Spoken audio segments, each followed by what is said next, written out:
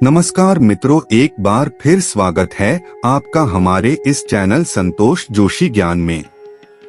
मित्रों, मैं आपको बता दूं कि बहुत ही भाग्यशाली होते हैं वो लोग जिन्हें गरुड़ पुराण की कथा सुनने का अवसर मिलता है, और यह अवसर अब आपको मिला है तो इसे आप अंत तक अवश्य देखें।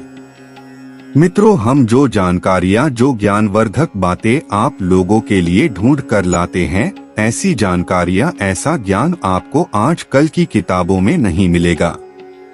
मित्रों, अगर आपने अभी तक हमारे इस चैनल को सब्सक्राइब नहीं किए हैं तो इसे सब्सक्राइब अवश्य कर ले। मित्रों, दुनिया का हर धर्म इंसान को अच्छा करने के लिए प्रेरित करने का काम करता है। दुनिया भर के सभी पुराणों और शास्त्रों में इस बात का जिक्र है कि व्यक्ति को जीवन भर उसके कर्मों का फल मिलता है। हिंदू धर्म की अनेक कथाओं में स्वर्ग और नर्क का वर्णन मिलता है। इन पुराणों में उस स्थान का उल्लेख है जहां देवी देवता निवास करते हैं, और जो लोग मृत्यु के बाद अच्छे कर्म करते हैं उन्हें स्वर्ग में निवास मिलता है। इसके विपरीत बुरे कर्म करने वाले लोगों को नर्क मिलता है। सनातन धर्म में मृत्यु के बाद गरुड़ पुराण के कर्मों के अनुसार प्राप्त होने वाले फल का स्पष्ट उल्लेख मिलता है। मित्रों, गरुड़ पुराण में मनुष्य के पापों के अनुसार विभिन्न प्रकार के दंडों का विस्तार से वर्णन किया गया है। दोस्तों, गरुड़ पुराण की कथा के अनुसार एक ऋषि के श्राप के कारण राजा परीक्षित को तक्षक नाग सर्प ने काट लिया था और उन्हें रास्ते में ऋषि कश्यप मिले। तक्षक नाग ने अपना भेष बदला और ब्राह्मण के वेश में एक मुनि से पूछा, इतने अधीर होकर कहाँ जा रहे हो? ऋषि ने बताया कि तक्षक नाग महाराज परीक्षित को मारने जा रहे हैं और उन्हें फिर से जीवन देने के लिए उनके विष के प्रभाव को दूर करेंगे। यह सुनकर तक्षक ने अपना परिचय दिया और उसे वापस जाने को कहा। तक्षक ने कश्यप जी से कहा कि मेरे विष के प्रभाव से आज तक कोई भी व्यक्ति जीवित नहीं बचा है। तब कश्यप ने कहा कि वह अपने मंत्रों की शक्ति से राजा परीक्षित के विष के प्रभाव को दूर कर देंगे। इस पर तक्षक ने कहा कि अगर ऐसा है तो आप इस पेड़ को हरा भरा करके दिखाएं। जब तक्षक ने पेड़ को जलाकर भस्म कर दिया तो कश्यप ने अपने मंत्र को पेड़ की राख पर जला दिया, और देखते ही देखते उस राख से नई कलियां फूट पड़ी और देखते ही देखते पेड़ फिर से हरा हो गया। ऋषि कश्यप के इस चमत्कार से चकित होकर तक्षक ने पूछा कि वह किस कारण से राजा का भला करना चाहता है। ऋषि ने कहा कि उन्हें वहां से बड़ी मात्रा में धन प्राप्त होगा। तक्षक ने एक उपाय ढूंढते हुए उसकी अपेक्षा से अधिक धन के साथ उसे वापस भेज दिया। गरुड़ पुराण के अनुसार गरुड़ पुराण को सुनने के बाद कश्यप ऋषि का यह प्रभाव और शक्ति बढ़ गई। मित्रों, गरुड़ पुराण में कुल 16 अध्याय हैं। गरुड़ पुराण में भगवान विष्णु के वाहन गरुड़ भगवान से कुछ प्रश्न पूछते हैं। पक्षियों के राजा गरुड़ भगवान से 2 विषयों पर प्रश्न करते हैं। पहला यह कि नरक कौन जाता है और वहां किस प्रकार की यातनाएं दी जाती हैं, और दूसरा स्वर्ग में सुख क्या है और उनका हकदार कौन है। पक्षी राज गरुड़ ने भगवान विष्णु से कहा कि हे भगवान, आपने तो तीनों लोकों का दौरा किया और पाया कि वहां रहने वाले लोग दुखों में डूबे हुए हैं। हे हरि, लोक कल्याण के लिए पूछे गए मेरे प्रश्नों का उत्तर दें और मुझे और मानव समाज को आशीर्वाद दें। राज गरुड़ भगवान विष्णु से जीवन और मृत्यु के बाद होने वाली घटनाओं से जुड़े कई सवाल पूछते हैं, जैसे जीव की मृत्यु कैसे होती है, मरने के बाद इंसान कहाँ जाता है, कर्मों के अनुसार स्वर्ग और नरक का चुनाव कौन करता है। मित्रों, ऐसे कई सवालों को गरुड़ पुराण के जरिए लोगों तक पहुंचाने की कोशिश की गई है। मित्रों, मनुष्य द्वारा धरती पर किए गए हर कर्म का फल उसे मरने के बाद मिलता है। गरुड़ पुराण में नरक को भी प्राणियों के समान बताया गया है। गरुड़ पुराण में कुल 84 लाख नरकों का उल्लेख है। लेकिन उनमें से 21 को नरक करार दिया गया है। 21 घोर नरक अंधविश्वास, कुंभीपाक, सिद्धि और तप हैं। ये नरक अनेक प्रकार की यातनाओं से भरे हुए हैं। इन नरकों में अनेक यमदूत मिलकर मनुष्य को उसके कर्मों के अनुसार कष्ट देने का कार्य करते हैं। सनातन धर्म में इन 21 नरकों के अलावा गरुड़ पुराण सहित अग्नि पुराण, कठोपनिषद जैसे पौराणिक ग्रंथों में 36 मुख्य प्रकार के मुख्य तर्कों का उल्लेख मिलता है।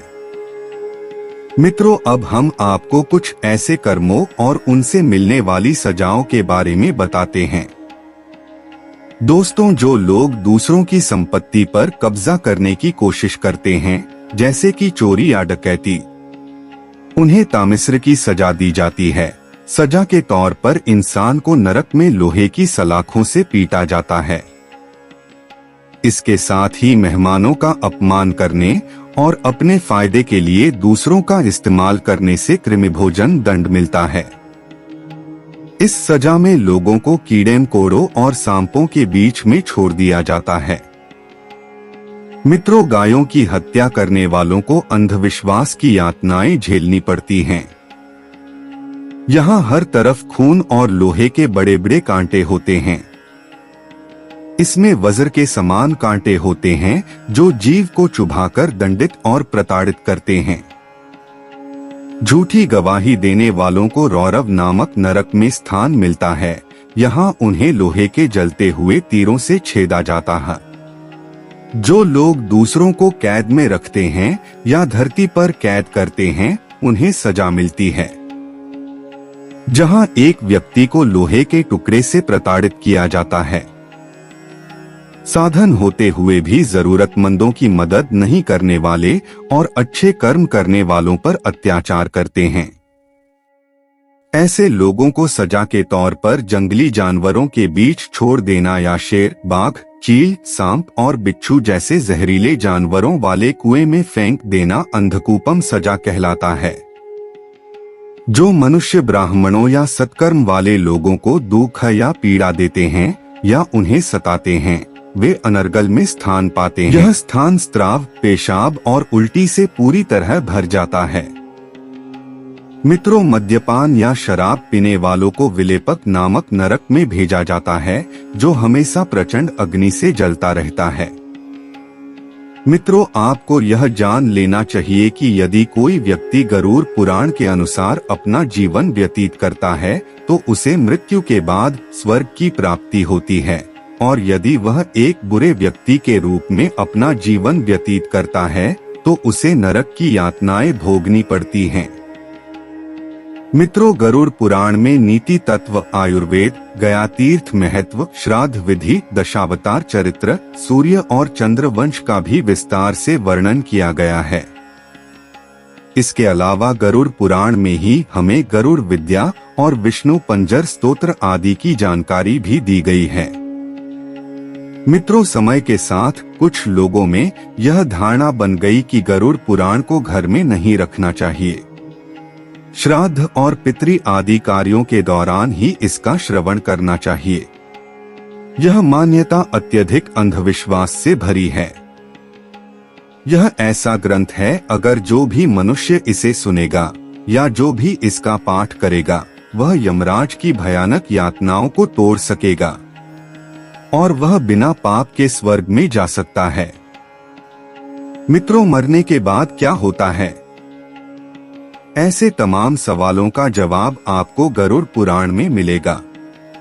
गरुड़ पुराण धर्म, शुद्ध और सत्य आचरण जैसे पाप पुण्य, सदाचार, नैतिकता, कर्तव्य और उसके शुभ अशुभ फलों पर बल देता है। वह मृत्यु के बाद के जीवन को 3 चरणों में बांटने का काम करता है। गरुड़ पुराण के अनुसार मनुष्य को इस जीवन में सभी अच्छे और बुरे कर्मों का फल मिलता है। दूसरे चरण में मनुष्य अपने अनुसार 84 लाख में से किसी एक में जन्म लेता है। कर्म। तीसरी अवस्था में वह अपने कर्मों के अनुसार स्वर्ग या नरक में जाता है। प्रिय दर्शकों, मृत्यु के बाद आखिर क्यों पढ़ा जाता है गरुड़ पुराण? दोस्तों, मान्यताओं के अनुसार मृतक की आत्मा की शांति के लिए गरुड़ पुराण का पाठ किया जाता है। किसी की मृत्यु के बाद 12 से 13 दिन तक घर में गरुड़ पुराण का पाठ करने का विधान है। हालांकि आज के समय में हम इस प्रथा को शक्ति के रूप में भी देख सकते हैं। जब परिवार में किसी की मृत्यु हो जाती है तो उस घर के सदस्यों का पतन हो जाता है। गरुड़ पुराण का पाठ सुनने से उन्हें इस भयानक त्रासदी को सहन करने की शक्ति मिलती है। गरुड़ पुराण का सार यह है कि मनुष्य को अपने जीवन में किसी भी परिस्थिति में अच्छे कर्म करना नहीं छोड़ना चाहिए। मित्रों, धार्मिक मान्यताओं के अनुसार गरुड़ पुराण का पाठ करने के क्या फायदे हैं? मरने के बाद ही व्यक्ति को मिलता है। कहा जाता है कि मरने के बाद व्यक्ति की आत्मा 13 से 14 दिनों तक उसी घर में रहती है और गरुड़ पुराण का पाठ सुनती है। इसलिए घर में किसी की मृत्यु के बाद गरुड़ पुराण का पाठ करने से मृत व्यक्ति को मोक्ष की प्राप्ति होती है। कहा जाता है कि व्यक्ति को जीवन में किए गए अच्छे और बुरे कर्मों का फल इसी जन्म में मिलता है। लेकिन गरुड़ पुराण के अनुसार व्यक्ति के अच्छे और बुरे कर्मों का फल आत्मा को भी भोगना पड़ता है। मरणोपरांत गरुड़ पुराण का पाठ हमें यह शिक्षा देता है कि व्यक्ति को सही कर्म करते हुए जीवन में आगे बढ़ना चाहिए। जीवन को सरल तरीके से जीना चाहिए। जो लोग दूसरों को नाराज करते हैं वे अंत में परेशान हो जाते हैं। मित्रों, आज की परिस्थिति में इतना ही। अगर आपको यह वीडियो अच्छी लगी हो तो इसे एक लाइक अवश्य कर दे और साथ ही इसे अपने मित्रों बंधुओं के साथ शेयर करें ताकि उसे भी इसका लाभ मिल सके। जय श्री कृष्ण दोस्तों।